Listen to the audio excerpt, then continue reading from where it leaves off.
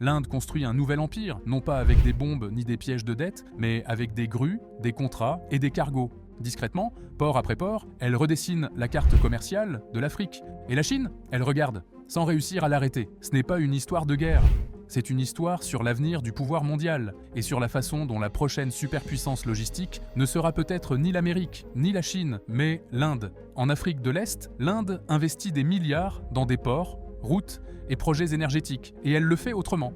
Pas de prêts opaques à plusieurs milliards, pas de base militaire déguisée en centre logistique, juste des grues, des contrats et un contrôle silencieux. L'Inde arrive avec autre chose, des co-entreprises, des partenariats commerciaux et une diplomatie de long terme. Pourquoi l'Afrique se retrouve-t-elle soudainement au centre de ce bouleversement silencieux?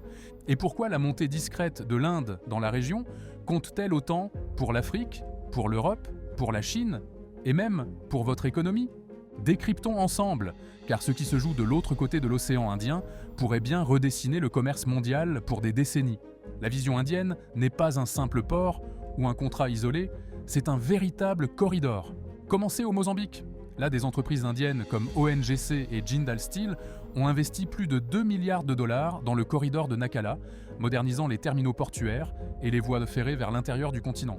Plus au nord, en Tanzanie, l'Inde cofinance la modernisation des ports de Dar et Salam et Mtwara, essentiels pour l'acheminement du gaz naturel et des minerais rares. Puis, le port de Lamu, au Kenya, une pièce maîtresse pour l'avenir économique de l'Afrique de l'Est. Si la Chine a construit certaines parties de la ligne Lamu-Juba, l'Inde s'implique dans la logistique maritime et la coopération navale. Le tracé s'achève, pour l'instant, à Djibouti, un point stratégique à l'entrée de la mer Rouge. L'Inde n'y fait pas que commercer, elle y forme du personnel naval, fournit des patrouilleurs côtiers et maintient une petite présence militaire dans le cadre de sa doctrine Sagar.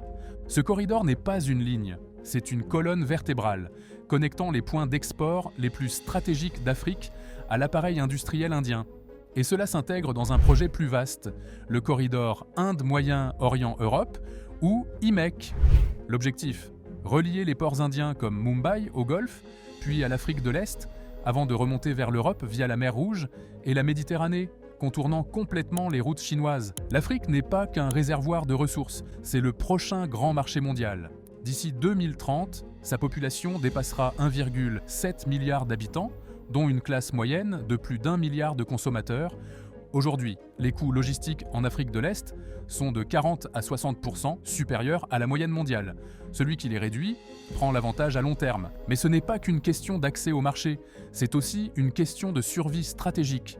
L'Afrique détient plus de 60% des réserves mondiales de cobalt, de lithium et de terres rares. Le Mozambique, à lui seul, contient 2,6 trillions de pieds cubes de gaz naturel inexploités.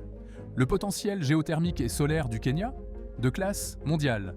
Les gisements de nickel et de graphite de la Tanzanie, cruciaux pour les batteries électriques, et l'Inde le sait, elle parie gros, tôt et intelligemment. En investissant de manière équitable et anticipée, New Delhi sécurise ses chaînes d'approvisionnement pour les smartphones, les panneaux solaires et bien plus, tout en offrant à l'Afrique des emplois, de la technologie et des infrastructures.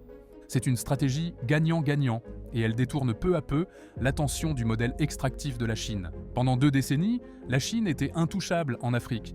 Les prêts BRI affluaient, les ports sortaient de terre à toute vitesse. Mais derrière les projets brillants, les coûts cachés, la Zambie a fait défaut sur sa dette chinoise en 2020.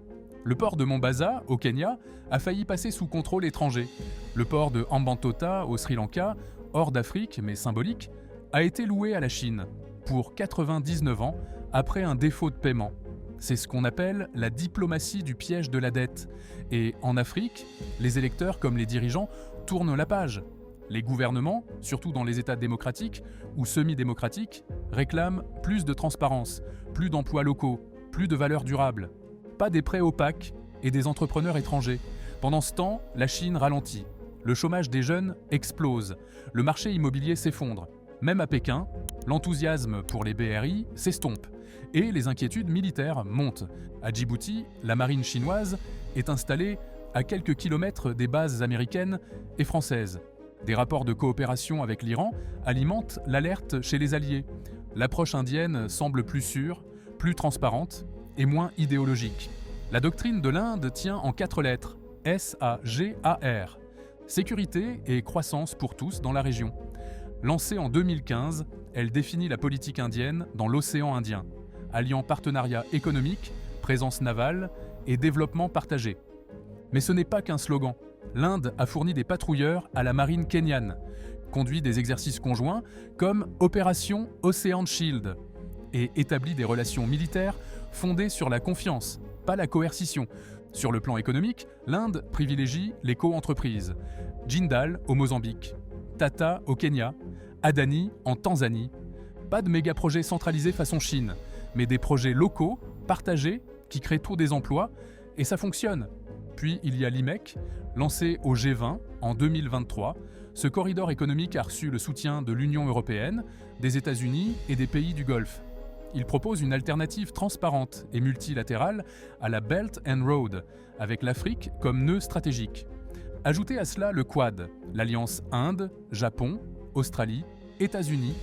Ensemble, ils construisent ce que certains appellent une chaîne d'approvisionnement démocratique. Ce n'est pas juste une course au port, ce n'est même pas seulement l'Afrique, c'est une bataille pour définir le prochain chapitre de la mondialisation.